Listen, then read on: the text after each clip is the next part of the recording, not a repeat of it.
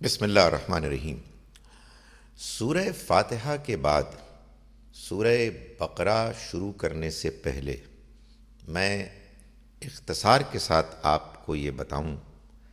کہ قرآن مجید جس طرح سے کہ ہمارے پاس آج موجود ہے، اس ترتیب کے ساتھ یہ نبی اکرم صلی اللہ علیہ وسلم پر نازل نہیں ہوا۔ قرآن کی موجودہ ترتیب ہی واحد وہ ترتیب ہے کہ جو اللہ نے اب رہتی دنیا تک کے لیے اپنی کتاب کی ترتیب کے طور پر طے کی ہے۔ اور یہ بات نبی اکرم صلی اللہ علیہ وسلم کو ابتدا ہی میں تسلی دے کر بتا دی گئی تھی کہ اللہ خود اس کا اہتمام کرے گا کہ قرآن مجید کو پڑھ کر بھی سنوائے گا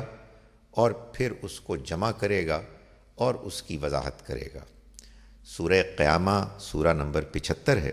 اس کی آیت نمبر 16 سے 19 تک اللہ نے اس بات کو بیان فرمایا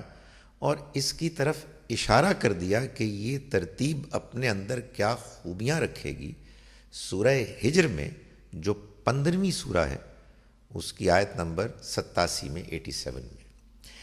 یہ قرآن کی موجودہ ترتیب ایسے ہے کہ اس کو اللہ نے سورتوں کے 7 گروپس میں منقسم کر دیا ہے، ایسے کہ ہر گروپ کا آغاز ایک یا ایک سے زیادہ مکی صورتوں سے ہوتا ہے اور اس کا اختتام ایک یا ایک سے زیادہ مدنی صورتوں پر ہوتا ہے۔ چنانچہ مکی مدنی صورتوں پر مشتمل قرآن مجید 7 گروپس میں منقسم ہے۔ ان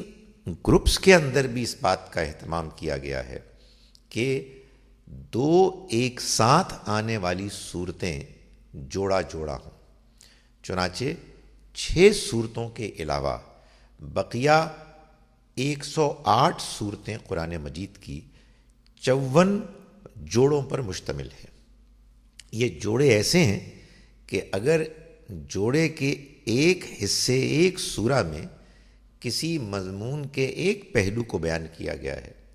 تو اس کے دوسرے حصے میں دوسری سورہ میں اسی مضمون سے متعلق ایک دوسرے پہلو کو ایسے بیان کیا ہے کہ دونوں مل کر ایک حقیقت کو زیادہ نمایاں کر کے بیان کرتے ہیں۔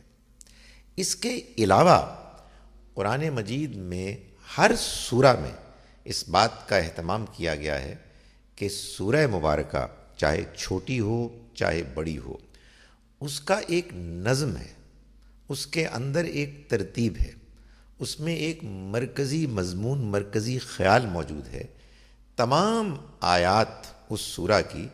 اس مرکزی مضمون کے ساتھ ایسے خوبصورتی سے جڑتی ہیں کہ اگر انسان ان کو سمجھ لے یا کم از کم اس اصول کو جان کر قرآن مجید پڑھنا شروع کر دے تو وہ یہ محسوس کرے گا کہ یہ اللہ کا کلام واقعی ایک انتہائی منظم کلام ہے۔ اس میں جو آیت جہاں آئی ہے اس کو وہیں پر ہونا چاہیے تھا، اس میں جو سورہ مبارکہ جہاں آئی ہے اس کو وہیں پر موجود ہونا چاہیے تھا، اور کیوں نہ ہو، یہ اللہ کا کلام ہے، وہ اللہ کہ جس کی ہر بات حکمت پر مبنی ہوتی ہے۔ قرآن مجید کوئی صورتوں کی بے ترتیب پریزنٹیشن کا نام نہیں ہے، اور نہیں یہ ہے کہ اس صورتوں کے اندر آیات کو بھی جس طرح سے رکھا گیا ہے وہ بے ترتیب ہیں، نعوذ باللہ، بلکہ حقیقت یہ ہے کہ قرآن مجید سے زیادہ منظم کوہیرنٹ کوئی اور کلام پیش نہیں کیا جا سکتا۔ صرف ضرورت اس بات کی ہے کہ اس حقیقت کو سمجھ کر قرآن پڑھا جائے غور و فکر اور تدبر کے ساتھ، تو انسان کے سامنے یہ حقیقت زیادہ سے زیادہ کھلتی ہے، اور جتنا انسان قرآن پڑھتا ہے اتنا ہی اس کے سامنے قرآن مجید کی نظم کی حقیقت اور حکمت سامنے آتی ہے۔